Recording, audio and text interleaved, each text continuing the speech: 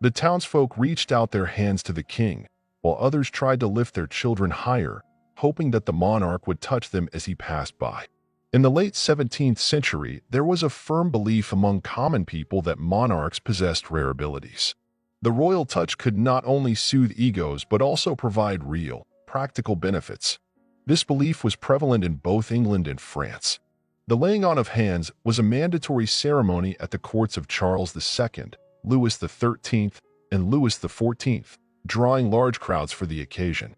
"They think kings are immune to the plague," Louis would exclaim indignantly upon returning from his usual stroll. The little king, who ascended to the throne at the age of 9, was literally surrounded by curious onlookers, all with the same intention, to have the ruler of France touch them. An ancient legend claimed that King Clovis the Great, in the 5th century, had the ability to improve well-being with his touch.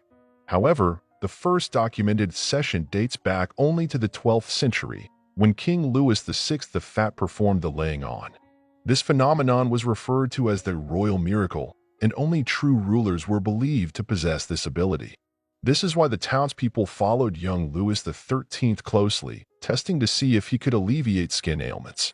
The French believed that his touch was beneficial for those suffering from scrofula, or, in modern terms, for those experiencing discomfort from diathesis or other skin conditions. Information about the king's sessions was announced in advance. At 10 o'clock in the morning in the Louvre Gallery, this is announced so that no one remains in ignorance, proclaimed the royal herald, Charles Conto. Typically, the royal touch was scheduled for a festive day, like Easter or Candlemas. The crowds would gather in such numbers that it was nearly impossible to push through near the palace. There are records indicating that King Louis XIII received more than 2,000 sick individuals. These meetings were held regularly, even when the king himself was on the brink of death.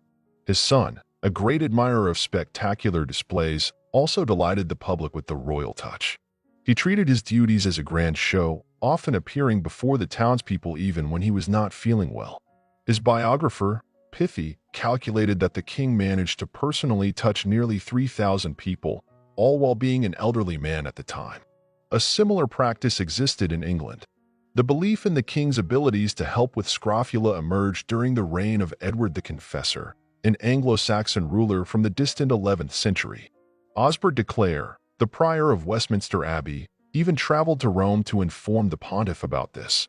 Later, the king was canonized, and he is still considered the patron saint of the royal family.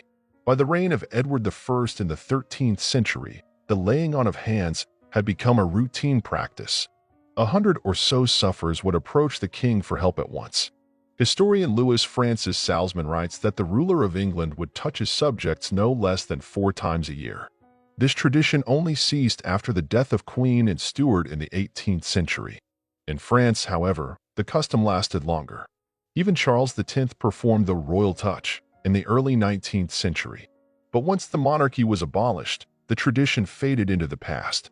Interestingly, in England today, it is strictly forbidden for outsiders to touch the Queen.